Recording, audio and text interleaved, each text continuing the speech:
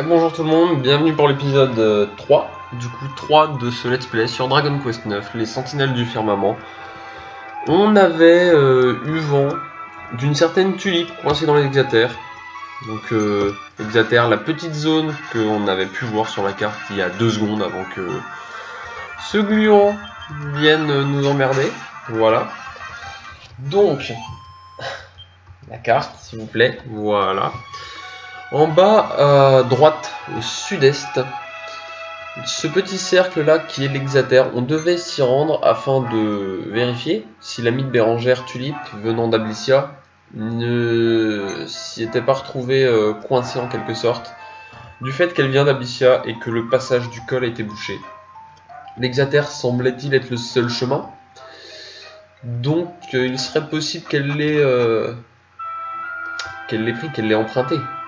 Donc ça il me semble que c'est du poison, ça fait mal. Ouais, ça fait mal, voilà. On va pas y retourner. Alors, voilà. Premier donjon, l'Exater. On y va.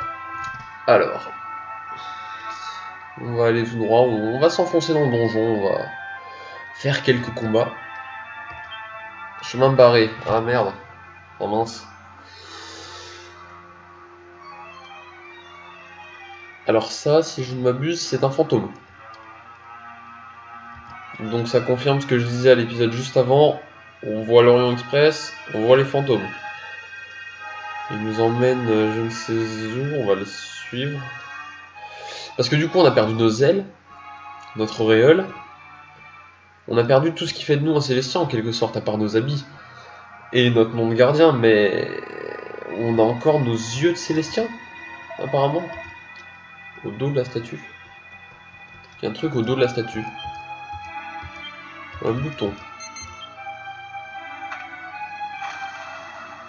La porte a dû s'ouvrir, je pense. Ouais, je pense que la porte est ouverte. Mais ouais, on a conservé alors nos yeux de Célestien. On a perdu nos ailes, notre auréole, notre statue de Célestien. On peut plus aller à l'observatoire, mais on a encore nos yeux, vu qu'on voit les fantômes, l'Orient Express. On va aller là-bas parce que c'est bloqué. Il y a sûrement quelque chose. Et on nous a dit au village d'être très... Oh, un bouclier. On nous a dit au village d'être très prudent car l'Exater est réputé pour être infesté de monstres. Donc on verra bien ce que ça donne. On a gagné 3 de défense, ce qui est pas si mal que ça. On va pas cracher dessus. Je me disais, on avait pas assez d'argent pour s'acheter un bouclier. Gauche. Allez, gauche. Donc on allait s'acheter une épée. Bon, ah bah voilà, j'ai fait le bon choix. Pas besoin de faire demi-tour. Voilà, nickel. J'hésitais entre le bouclier et l'épée, puis je me suis dit l'épée serait plus intéressante, mais du coup on a loot un bouclier, ce qui est pas si mal que ça. Alors, on a un mob ici, un vampivol ici. Hop là. On va avancer, on va pas... Là il y a un cul-de-sac. On va pas chercher à comprendre. Si jamais on se fait aggro, on attaquera, sinon tant pis. Et on a plein de coffres ici. Oh, un éventail.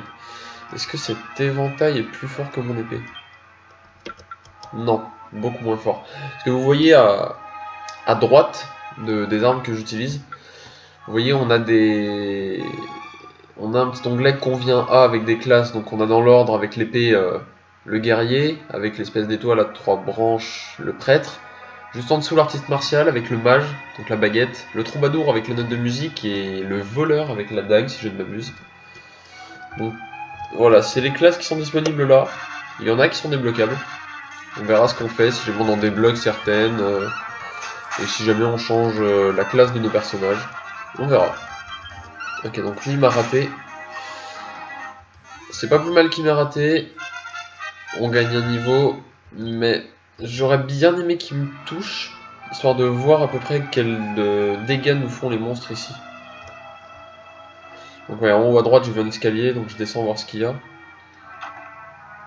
Ouais, un coffre, voilà. Il y a beaucoup de coffres ici. Oh, 210 pièces d'or. Voilà. Donc comme je vous dis, on va pas essayer de les aggro, on va attendre que eux nous aggro. Ça devrait bien se passer. 5 de dégâts, et eux... Oui, 4 quand même.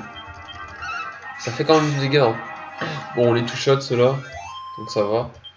Mais ouais, mine de rien, Ça fait du dégât. Bon. Encore un. Ouh, avec un marron sec. Donc toi, on va te tuer en 2 coups. Ah, toi, tu me fais 2. 4. Avec le bonus. Oh non. Non, t'es pas sérieux. Donc lui demande du renfort. Donc on va le tuer. D'accord, maintenant toi on va te focus. 4 de dégâts. Aïe. 2. Aïe. On va se soigner. Parce que là ça va devenir urgent. Non, pas sort. Je sais qu'on peut faire sort, mais il me semble que les objets s'utilisent plus rapidement. Et j'ai totalement tort. Mais bon. Allez. Ah. Ouh non. Oh, 9. Alors on va faire très gaffe. Parce que 9 de dégâts c'est très très violent. Très violent, on risque de mourir, hein, mais bon. Si le boss est plus violent que ça, donc voilà, on a gagné des points de compétence. Donc ces points de compétence sont gagnés à certains niveaux, et on les répartit suivant les armes que notre classe peut porter, le bouclier, ou les points pour l'artiste martial, vu que l'artiste martial ne peut pas porter de bouclier, il me semble. Il me semble. Hein. Et ensuite on a une capacité qui est en rapport avec la classe que l'on exerce. Donc là, troubadour, ça s'appelle dextérité. Et vous voyez, au fur et à mesure des points, on peut débloquer des compétences, des bonus de stats naturelles. Comme vous voyez, puissance magique naturelle plus 30 avec 42 points ici. Sinon, pour les armes, on peut gagner des bonus de dégâts et des capacités. Et donc, comme je vous disais, notre personnage, le troubadour, va changer de classe. Je vais sûrement le passer en guerrier. Et le guerrier va posséder une épée. Donc du coup, on peut sans crainte dépenser les points de compétence qu'on gagne en troubadour dans l'épée. Et on gagne du coup une distinction vu que c'est notre personnage principal. Mais oui, on va dépenser nos points dans l'épée, le temps qu'on change de classe, parce que la classe qu'on prendra jouera à l'épée aussi. Donc pour l'instant, c'est pas inquiétant. Alors là, on n'a rien. Alors toi, t'as l'air sympa. Donc on se rappelle, si on voit un marron sac, voilà, je crois que ça s'appelle comme ça, on l'explose en premier. On cherche pas à comprendre, on l'explose en premier. Parce que s'il appelle des monstres en plus, ça va pas le faire. Et lui, il nous fait hyper mal. Oh, bon, le one shot, c'est bon. C'est bon. Et je préférais quand même faire l'autre avant du fait que je le connaissais pas. On va aller au fond. Il y a un passage de l'autre côté qui était bloqué. Toujours explorer les donjons, toujours. Ouais, voilà, encore un coffre. Grelot d'Angelot, je sais pas à quoi ça sert. Même si c'est inutile, ce sera toujours un objet en plus, un coffre de plus de fait. Alors. Hop. Qu'est-ce qu'on trouve? Une graine d'adresse. Ça, c'est bien. Une graine d'adresse. Ah. Elle. Ouais, je passe à côté, aucun respect. Et là, on a un coffre. Donc, à la sortie de l'Exatère, on devrait avoir un coffre. On a un escalier qui monte encore, je pense que c'est la sortie. Donc on passera à voir si on peut accéder à l'autre côté de l'Exatère, je pense, on ira voir. Mais ouais, on est niveau 5. J'aimerais bien passer niveau 6 avant de l'aider, parce que je pense qu'en l'aidant, on va se prendre le boss sur le visage, quoi. On va croiser le boss si on l'aide tout de suite, je pense. Donc je vais peut-être monter niveau 6, essayer de farmer un petit peu. Parce que bon, c'est pas que je le sens pas, mais le boss, c'est quand même le boss, quoi. Enfin, vu les dégâts que m'a fait la fée tout à l'heure, avec son sort de flamme, encore un sort de flamme, j'aurais dû m'en douter, vu la gueule des mecs. J'ai pas compris priorité, oui. Vu les dégâts que la fée m'a fait, je préfère au moins prendre un niveau. Enfin, si ça vous dérange pas, hein. Parce que bon, le truc c'est que j'ai pas vraiment envie de mourir directement, quoi. Objet courant. Herbe médicinale. Utiliser. On a d'autres trucs, on a une bottriche lunaire, soigne la paralysie, contrôle poison, ça repousse les monstres. Et le grelot d'Angelo qu'on a eu, c'est un remède à la confusion. Voilà. Avec lui. On va se faire lui. J'ai pas envie de me prendre un sort de flamme. Bon bah j'ai rien dit, il va forcément y en avoir un je pense. On va le faire avant. Ah il me pique quand même. Ah je le one shot pas. Ah voilà. Je l'avais dit, un sort de flamme sur le nez. Et j'ai pas attaqué le bon mec, super, génial. Pas assez de PM. Ah donc eux ils peuvent nous faire qu'un seul sort.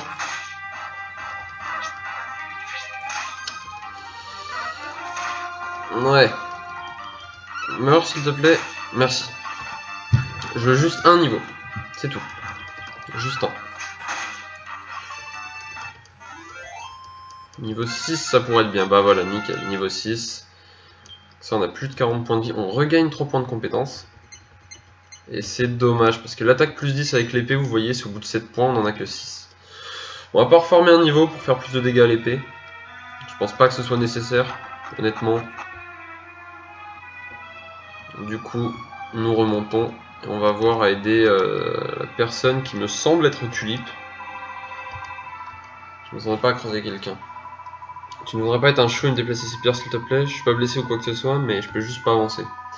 Et je n'aime même pas être toujours ici quand la bête reviendra. Ouais voilà, donc sûrement le boss.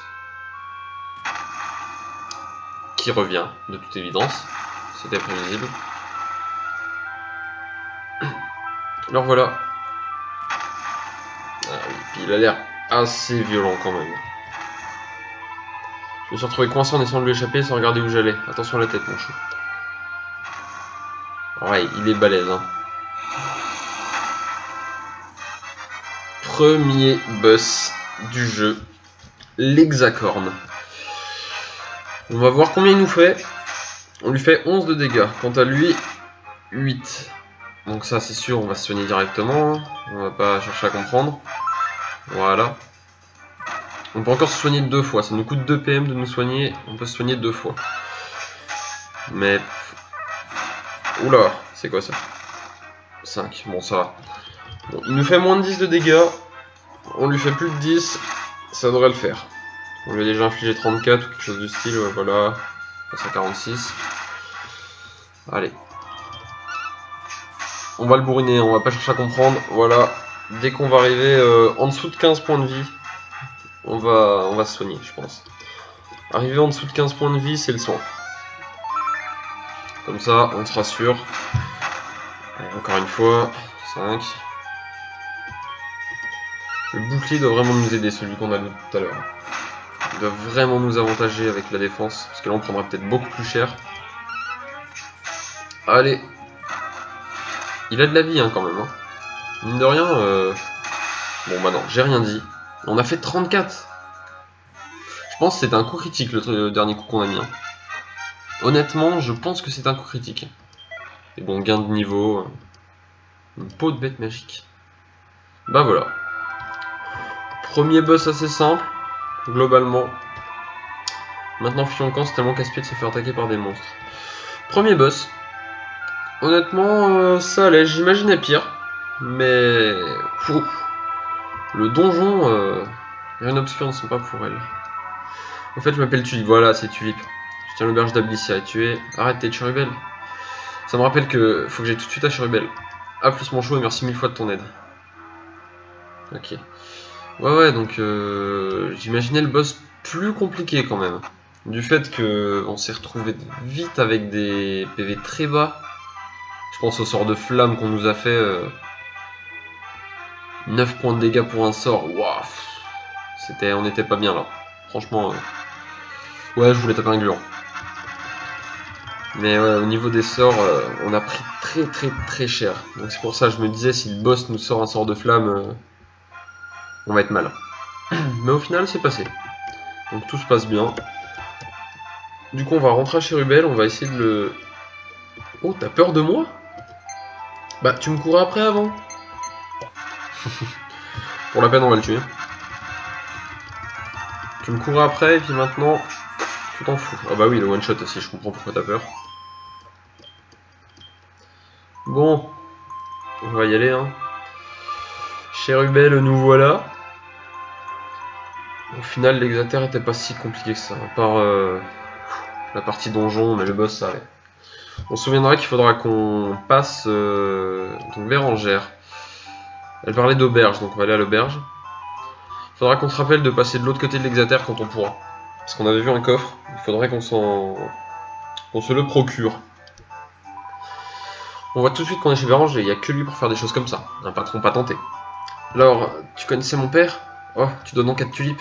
J'étais si inquiète pour toi, j'ai entendu dire qu'une certaine Tulipe avait disparu en venant ici. Oui, c'est moi. Tu t'inquiétais? Ah, comme c'est mignon. Je n'arrive pas à croire que tu te rappelles mon nom. T'étais si petite. Alors où se cache ce bon vieux Béranger, hein? Je me doutais que tu venais ici pour le voir. Malheureusement, il n'est plus des nôtres. Depuis déjà 2 ans. Plus des nôtres? Tu veux dire qu'il est mort? Hélas, oui. Je n'arrive pas à le croire. Mais alors, l'aubergiti... Et... Mince, que va donc devenir mon auberge? Je suppose que si Béranger n'est plus là, c'est toi qui t'occupes de cet endroit toute seule. Oui. Ce n'est pas la plus grande auberge du monde, mais elle a du cachet. Je parie que tes clients se sentent mieux ici que chez eux. C'est très gentil de ta part, je m'efforce de faire honneur à la mémoire de mon père, en faisant en sorte que tout se passe bien. Je n'en attendais pas moins de la fille de l'aubergitissime, mon chou.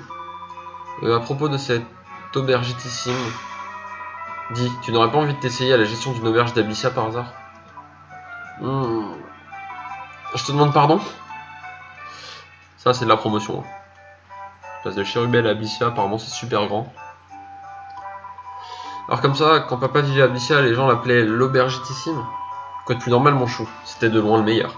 Il était encore jeune à l'époque, mais il a monté son affaire à partir de rien, et il a vite mis ses concurrents au chômage. Ça alors, je n'arrive pas à l'imaginer comme ça. J'ai toujours trouvé qu'il manquait d'audace. Tenir la plus petite des auberges lui suffisait tant que nous n'étions pas séparés. Oui, c'est ça qui est drôle. Comment un type comme Béranger a-t-il pu échouer dans un bled comme celui-ci? Enfin, c'est du passé. Le problème, c'est que son ancien établissement d'Abyssia est dans le pétrin maintenant. Nous espérions tous plus ou moins que l'aubergitissime viendrait tout remettre d'aplomb. Je n'arrive pas à croire qu'il est mort, il y a 2 ans. Enfin, je veux dire, je suis sincèrement désolé, mon chou. Ne le sois pas, c'est moi qui suis désolé du fait que tu aies fait tout ce chemin pour rien. Pas la peine de t'excuser, toi non plus. Ce qu'il faut voir, c'est que j'ai eu la chance de te rencontrer. Viens avec moi, Abyssia. Je ne crois pas que ce soit possible, je suis déjà très occupé par cet endroit. Et j'ai du mal à croire que papa ait été un aubergiste de légende. Du mal à le croire? Contre les faits, on ne peut rien, mon chou. Et je vois d'ailleurs que tu es la digne fille de ton père. J'ai le chic pour deviner le talent des gens, tu sais. Mince, il se fait tard, il faut vraiment que j'aille préparer le dîner, excuse-moi. Et s'il te plaît, je ne pourrai pas t'accompagner à Abyssia. Alors n'essaye pas de m'en persuader. T'es plutôt têtu, n'est-ce pas? Ne t'inquiète pas, chérie, je te ferai vite entendre raison. Bon.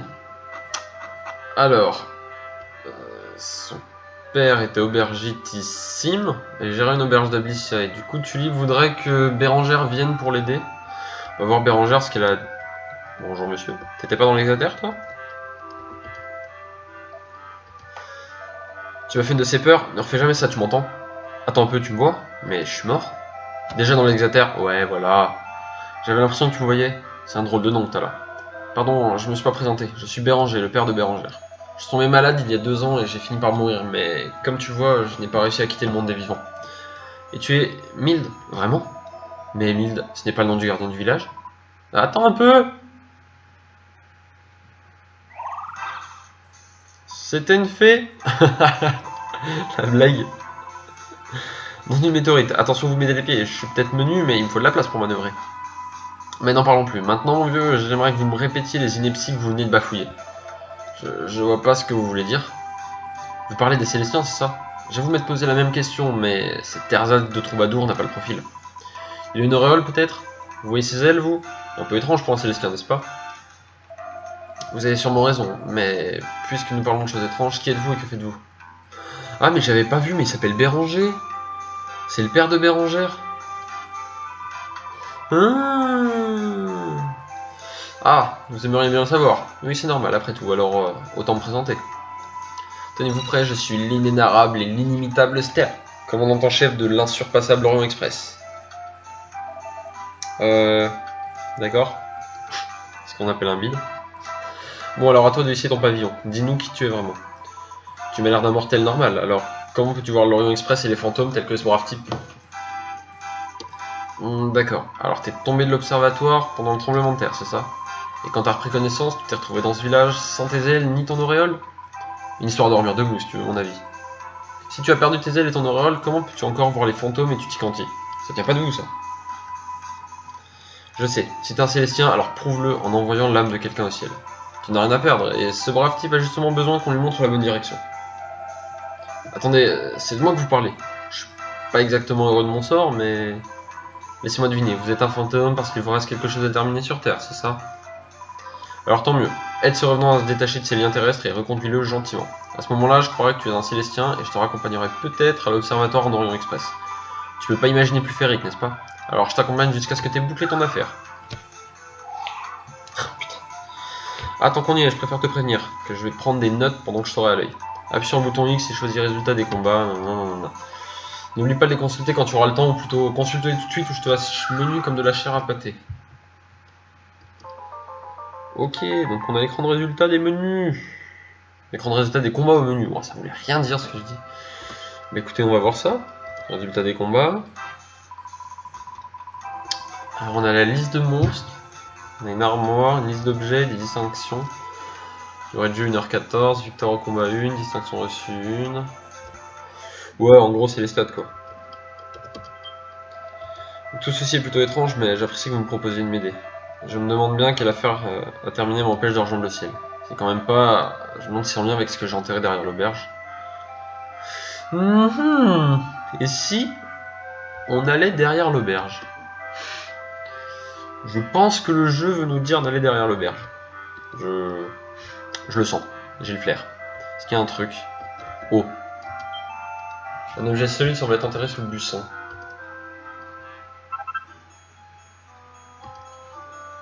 Décerné à Béranger par sa majesté le roi Martus pour ses talents d'aubergitissime. Un auberge, sérieusement.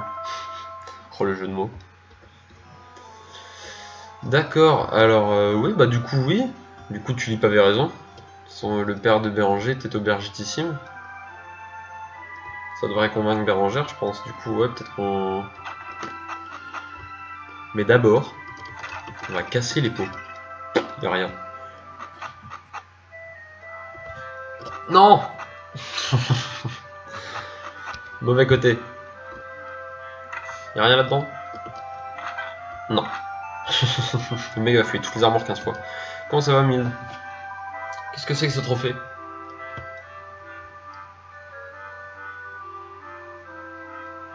Mild remet l'auberge à Bérangère. La récompense décernée à un aubergitissime de la part du roi d'Abycia. Pour mon père? Je n'en reviens pas. L'histoire de Tulip était donc vraie. Pourtant, je comprends pas pourquoi papa aurait quitté tout ça pour venir s'enterrer chez Rubel. Qu'est-ce qu'il pouvait bien avoir en tête? Bon, je dois pouvoir t'aider à éclaircir ce mystère. Grand-père? Béranger m'a fait promettre de ne rien révéler. Alors, je me suis tué pendant toutes ces années, mais ça n'a plus d'importance. Ma chère Bérangère, tu dois te souvenir à quel point tu étais malade quand tu étais enfant. Ta pauvre mère était comme toi. En grandissant, tu serais devenu de plus en plus malade. Et tu aurais fini par en mourir. Ta mère nous a quittés très jeunes pour cette même raison. Mais je suis en parfaite santé. Je me souviens à peine d'avoir été malade un jour. C'est parce que tu as été élevé à l'eau des chutes de ce village. L'eau de Chérubel est réputée apporter la santé aux gens et soigner les maladies. Donc t'es en train de me dire que papa a abandonné son auberge d'Abyssé et s'est établi ici pour moi? Exactement. Sauver sa fille était beaucoup plus important pour lui que ses propres ambitions. Mais c'est horrible, j'ai empêché mon père de réaliser ses rêves. Je savais que tu dirais ça, c'est pour ça qu'il ne voulait pas que tu le saches. Mais tu es assez grande maintenant pour connaître la vérité. Tu sais, je me suis toujours demandé pourquoi il avait parfois ce regard vague. Maintenant je sais, il a fait tout ça pour moi. Mild, je crois que je vais quitter Chérubel pour aller à Abycia. Je ne sais pas si je serai d'une grande aide à Tulip, mais il faut au moins que j'essaie.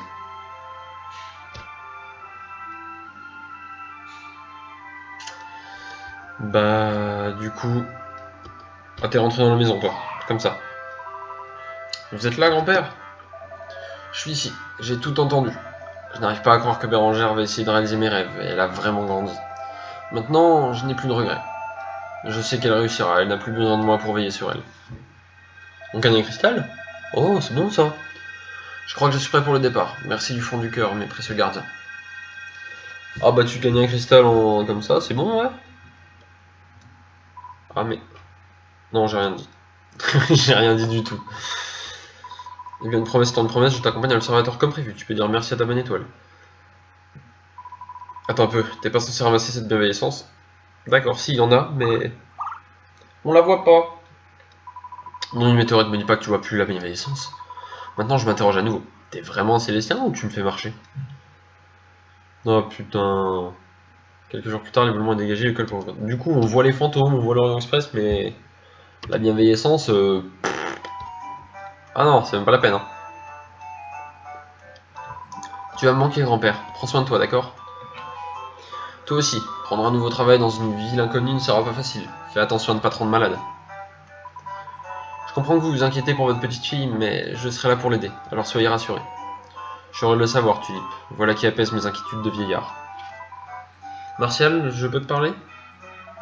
Pourquoi tu veux me parler? Si tu t'en vas, c'est bien la preuve que tu t'en fiches. Je me demandais si t'accepterais de t'occuper de l'auberge pendant mon absence. J'ai pas le cœur à la fermer, tu comprends? Alors, tu acceptes? Je sais que je peux compter sur toi. J'accepte, mais seulement pour que mon père arrête de me casser les pieds pour que je trouve un travail. Je fais pas ça pour toi. Et de toute façon, je serai un si bon aubergiste que tous les clients d'Ablicia finiront par préférer venir ici. Je te souhaite bonne chance, Martial. Enfin, je te laisserai quand même pas me prendre tous mes clients. Ah oui? Eh ben on dirait qu'il va y avoir de la rivalité entre nous deux. Mild, je ne te remercierai jamais assez pour tout ce que tu as fait. C'est incroyable que tu aies réussi à retrouver le trophée de papa. T'es vraiment un mystère pour moi, je serais pas surpris si t'étais véritablement notre gardien. Bah si. Encore le fruit de mon imagination débridée. J'imagine que tu vas retourner dans ton village, n'est-ce pas? Si ton trajet passe par Ablicia, n'oublie pas de t'arrêter dans mon auberge, d'accord? Bon, je ferai mieux de me mettre en route. Au revoir tout le monde, je vous remercie pour tout. Bah en fait, je suis le gardien, mais bon. Personne ne le sait. Je crois qu'on va y aller aussi. Tu te souviens d'où se trouve l'Orient Express, j'imagine? Bah oui. Pas la peine d'avoir l'air si fier de toi, encore heureux que t'aies pas oublié. Allez, en route pour le col. Bon. Du coup, le passage au col est dégagé. Bérangère va à Ablicia. Oh! Vous avez vu, c'était bleu. Avez-vous déjà entendu parler des quêtes? Est-ce que ce serait trop vous demander que d'accomplir une quête pour moi? Elle, je lui ai parlé parce qu'elle était pas là avant. C'est ça qui est bizarre. On n'a pas trouvé une rame en toile. Ah, la première quête, bah voilà. Mais ouais, elle était pas là, la petite fille, avant. Du coup, je me disais... C'est bizarre. Ouais, voilà.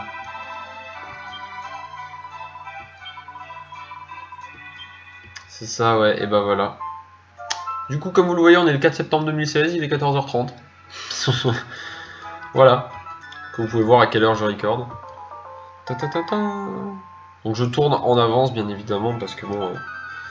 c'est les premières vidéos de la chaîne, et vu que je suis actuellement en cours, je préfère vous faire du contenu en avance, comme ça, pour les gens qui regardent depuis le début, bah... ça fera un épisode par jour, sur la semaine, pas le week-end. J'ai obtenu un liseroncle. D'accord. Et pour ceux qui le prennent alors que c'est en cours de route, vous démarrez du premier épisode, vous en aurez une grosse partie, quoi. Du coup, voilà. T'as encore un truc? Non. Ah oui, non, un truc, c'est juste après. Bah voilà. On a fait une quête. Je me disais, elle était pas là avant, la petite. Elle était pas là. Donc voilà, première quête de fête. C'était pas très compliqué. Bah, on avait pris une ralentoile avant, justement. Les monstres ils vont plus vouloir nous taper dessus, quoi. Ça va être l'enfer pour faire des combats. Donc on va aller à l'Orient Express, comme Stella nous l'a demandé. Et on va conclure cet épisode juste devant. Épisode assez complet avec l'exploration entière de l'Exater, le sauvetage de Tulip et Bérangère qui part à Abysia. Épisode avec un gros contenu scénaristique. Du coup, prochaine étape, je suppose, le passage du col et Abysia, la grande ville. Donc on va se laisser ici. Merci d'avoir regardé cet épisode et à la prochaine. Salut!